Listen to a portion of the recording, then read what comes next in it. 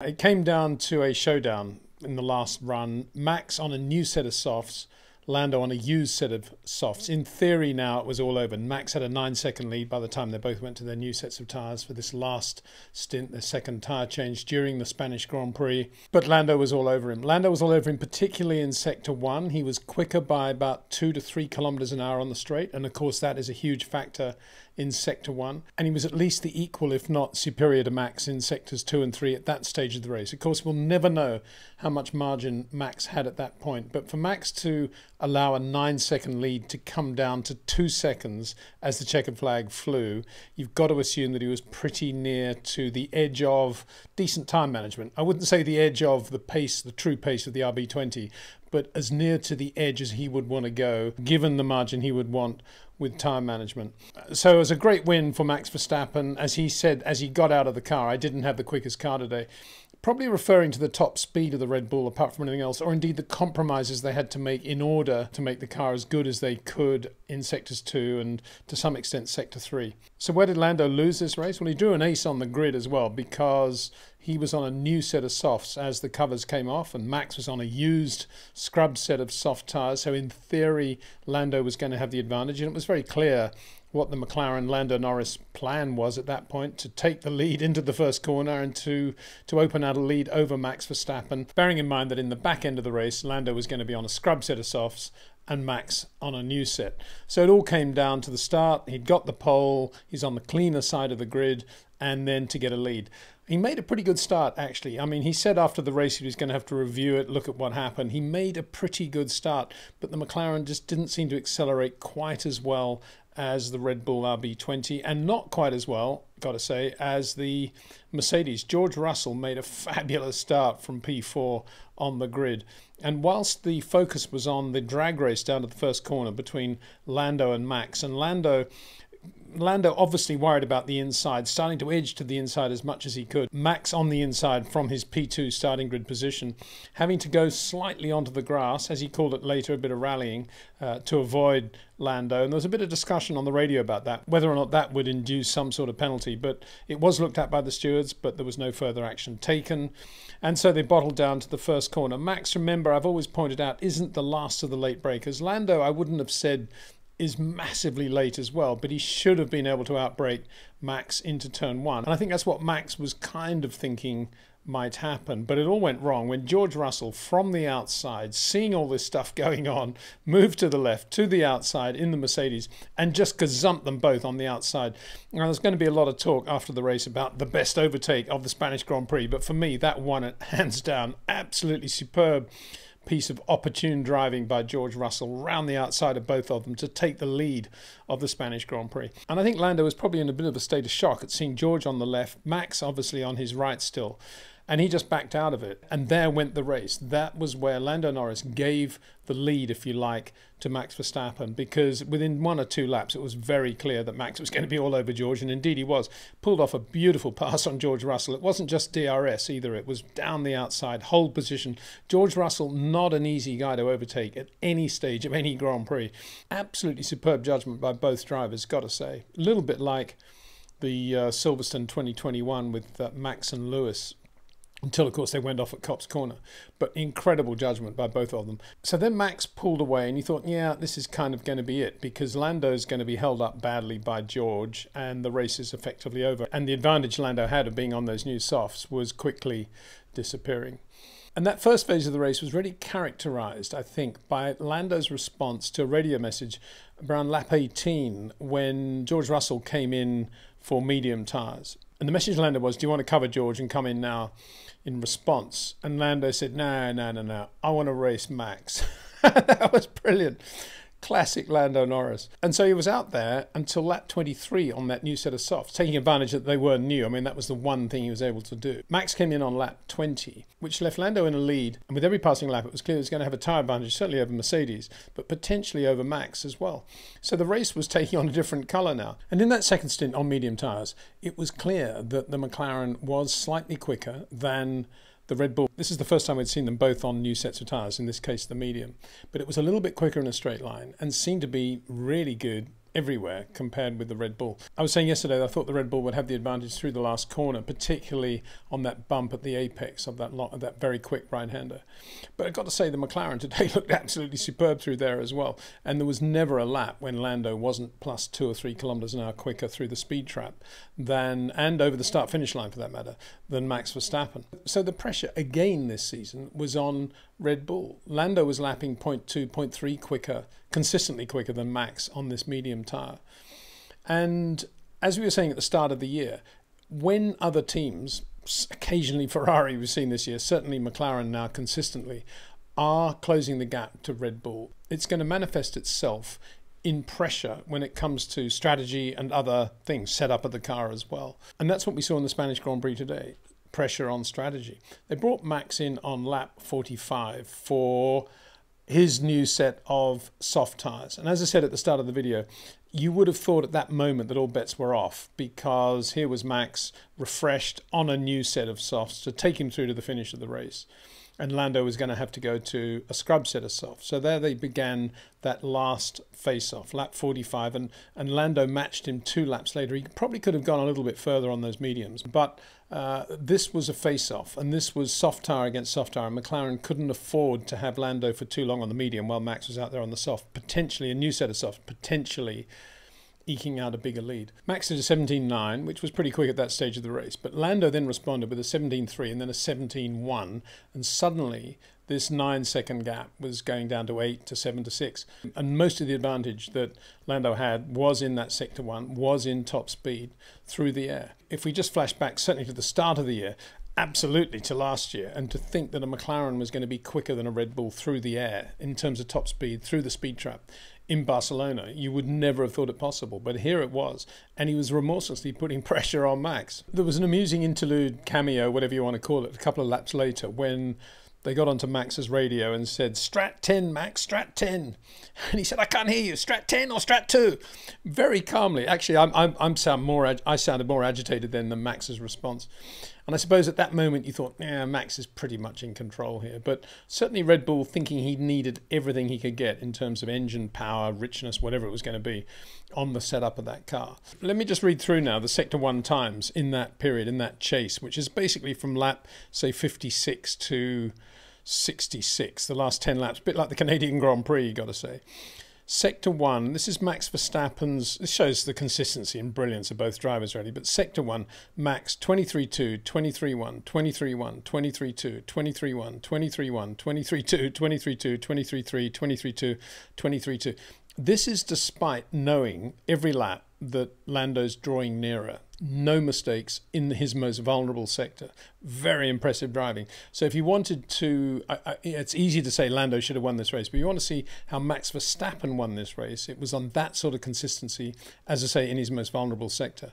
In the same sector, on those same laps, Lando Norris. Remember, Max is doing very low 23s. 22.6, 23.0, 23.0, 22.9, 22.9, 22.5, 23.0, 22.9, 22.8, 22.9. So you can see the sort of pressure Max was under, and not one mistake at all. Very, very impressive. And let it come to within 2 seconds as they cross the start-finish line. You could say it was a perfectly judged race. I still have ringing in my ears, I've got to say, after the San Marino Grand Prix, that discussion I had with a Ferrari-related engineer saying that they thought Max was just playing with them and that he had a lot more in hand. And I've got to reiterate that, I think. We don't really know how much margin Max actually had in Barcelona. But for me, 2 seconds is a very, very nerve-wracking gap, particularly as it's so easy to pull off a DRS pass in Barcelona, and I can't imagine that Max was anything other than right on the edge of where he wanted to be with that car and how quickly he wanted to go and how hard he was able to push it. And as I say, he got out of the car and one of the first things he said was, "We didn't have the quickest car today." So all credit to him, all credit to the team for the job they did. And bad luck for Lando Norris. Not really luck, of course. I mean, he didn't make the best of his pole position. That was the first thing. And for sure there will be data from McLaren and Mercedes as they look at that acceleration run of his off the line. They did enough work, and they all did enough work in terms of burnouts, the clutch, everything else. So it's a real mystery at the moment as to why he didn't have the momentum and advantage that he should have had from the pole. And then there was that rallycross incident with Max going down to the first corner. Well, they're still flat out in probably 7th gear at that point, I would think. And then there was the outbraking thing. And then there was getting passed by George Russell. So within the space of about 3 seconds, the Spanish Grand Prix was on its head for Lando Norris. But he got it all back by extending that early stint on the soft tyre and getting a run on the Mercedes as a result. Of course, it wasn't that easy for Lando because he had to pass both Mercedes in order to get back in a position to race with Max. And that in itself was beautiful to watch. Relatively easy to pass Lewis Hamilton. George Russell, something else, as you can imagine. And I think that actual pass went on for about 5 corners. It began turn 1 and 2, and they just sort of ran side by side, out of 3, into 4, through 4, down to 5, out of 5, and it was only eventually when they filtered into single file that Lando managed to get in front of George. But it was always going to be touch and go. It was always going to be unbelievably hairy, the racing between Lando and George Russell. It's the first time I think we've ever really seen those two absolutely square, eyeball to eyeball, in a state of the race when their cars are just about as good as they can be. Obviously, the McLaren was a slightly better car, but there was not much wrong with the Mercedes in terms of its own package at that point. So to see that racing going on was just very impressive. I was watching a little bit of Spanish TV, and they kept saying, "Oh, these two great friends, Lando and George Russell." I kept thinking, "the grande amigo." I kept thinking, I'm not sure they're that close, but anyway, I'm sure there's no animosity between them. But I wouldn't have said that they are the closest of friends. Anyway, it was quite amusing listening to that. And just on that, it's also worth looking at the top speeds. First of all, the top speed comparison between Max and Lando when they weren't getting tows or DRS or whatever. So here they are from, say, lap 57. Max 30. This is through the speed trap. Max 305, Lando 306, 307, 309, 301, 304, 303, 309. 304, 329, that's Lando getting a tow from Fernando Alonso. 304, 307, I say tow, DRS, excuse me. 306, 309, 306, 308, 308, 309. And then Max finally got a bit of a DRS from, I think it was Logan Sargent on the last lap, 324, 310. So you can see that's about 3 kilometers an hour, which is significant. And that's what helped Lando so much into his superiority through sector 1. So a really good race between those two. And they both looked pretty, for once, they both looked a bit sweaty and hot when they got out of the car. I like to see that. And it was a hot day. And it was a tough race. There was absolutely no chance to relax in this one between those two. It was a very, very hard day's work in the office for both of them. And they were sweating. Amazing. Couldn't believe it. After the race. Good to see. And Mercedes and Ferrari finished 3rd and 4th, obviously slower than McLaren, but ahead of the other McLaren of Oscar Piastri, at least you could say that. And in both cases, the driver who was ahead of his teammate was the driver who ran soft, medium, soft, rather than the soft, medium, hard that was chosen for George Russell and for Carlos Sainz in the relative position at Ferrari. Both George and Carlos had been ahead of, respectively, Lewis and Charles Leclerc, and yet they were beaten by Lewis and Charles, which just shows, of course, if nothing else, that the right strategy for both those teams would have been soft, medium, soft, rather than putting him on the hard. And I'm sure Carlos Sainz doesn't feel particularly good about that. There was an interesting thing with Carlos early in the race, a slight wheel bashing thing going on with Charles Leclerc, which resulted in Charles getting on the radio saying he drove into me, he closed the door, whatever. But Carlos, of course, won't be happy with that result, P6 in the end, effectively because of this tyre strategy that he was on, chosen by Ferrari. So that won't have gone down particularly well. There was a moment when Carlos also had to go, he ran wide going into turn 1, took to the escape road rather than go through the pass with Charles. And that was, you could say, well, others didn't do that, and there were some beautiful passes. I mean, even Sergio Perez pulled off a pretty nice pass in the midfield there when he was on a relatively new set of tyres. And Carlos then, it looked like he misjudged it, but I like to give him the benefit of the doubt there and say, when it is your teammate, and your teammate Charles Leclerc, and it is Ferrari, you need to have a little bit more margin there. And then there was this other cameo where it was Lewis Hamilton catching Carlos Sainz, Lewis on a newer set of tyres.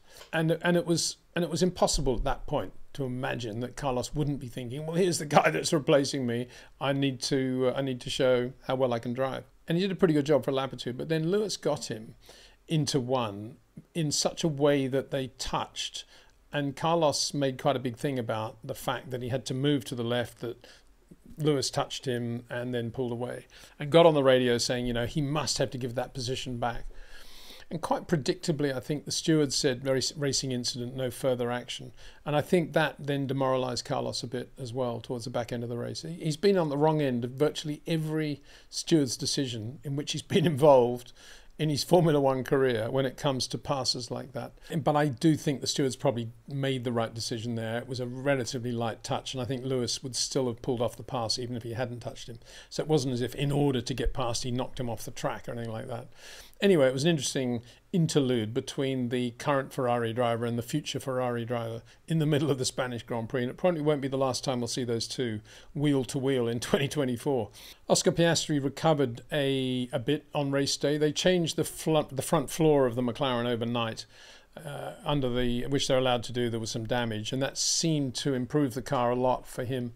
So he had a pretty good race, finished P7 in the end. Sergio Perez, who started 11th with that 3-place grid penalty from Canada, worked his way up to finish 8th, drove reasonably well, kind of like Oscar Piastri, pulled off a few passes, as I say. And the two Alpines managed to keep going and finish in the points, P9, P10, quite impressive. Just ahead of, again, just out of the points, the Haas Ferrari of Nico Hülkenberg, who beat the Aston Martins. I mean, very impressive that Haas Ferrari are beating Aston now. Fernando Alonso, very disappointing 12th. Ahead of Guanyu Zhou in the Sauber. Valtteri Bottas looking quite good for a while, but the victim of a weird tyre strategy as well, finished 16th. And Williams, as they have been all weekend, were effectively nowhere. There was a bit of a weird thing going on towards the end of the race when Alex Albon seemed to lock the rears, which had done a lot of laps by then. He had very little grip. He was on softs. And he lost the back end and just kept ranting into the radio about, what was that? What was that? I want to know what happened. As if he couldn't possibly have made a mistake. But it looked very much like he just locked the rears going into turn 4. I think it was turn 4. Anyway, back to the front of the race. A good win for Max Verstappen. No, much more than a good win. An excellent win for Max Verstappen. If on this day the McLaren-Mercedes was the quicker car. He did a really good job. Good start. Good start down the inside. Some great passes as well. And amazing consistency under pressure when Lando was catching him in the last 10 laps of the race. As distinct from Canada, when he was pulling away over the last 10 laps of the race. I said then that I thought, I was surprised Lando didn't win it. And Lando said, oh, well, I spoke to him on Thursday and he said, well, quite clearly the Red Bull was a quicker car in absolutely dry conditions in Canada. But here it was different. The McLaren seemed to be the quicker car over the last 10 laps. And he was closing the gap on Max. And Max, under pressure, again showed a side of his driving that we haven't seen very much in this winning era of Max Verstappen. It's usually been attack and pull away. But here he is under defence, in defence, doing a great job as well.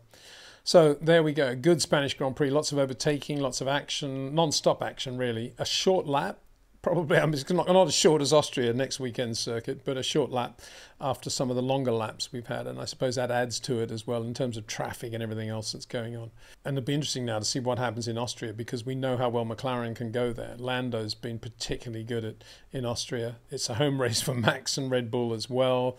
But you got the feeling now that if things are as they appear to be right now in Spain, then McLaren have an excellent chance of winning the Austrian Grand Prix.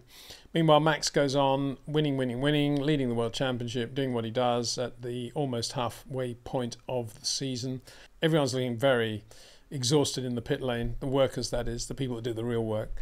It's been a very, very tough first 10 races in terms of the travel and all the other logistics that come into Formula One. And it's not even half over. There's a lot more to come. So some of it will come down to how the teams are best organised and approach this really, really grueling part of the season as well. Anyway, a big thanks to you for watching. A big thanks to my partners, to Jetcraft, to OEM Exclusive, and to TrackNinja. Maybe time for a live stream before the next race. We'll watch this space for that one. In the meantime, thanks for watching. See you soon.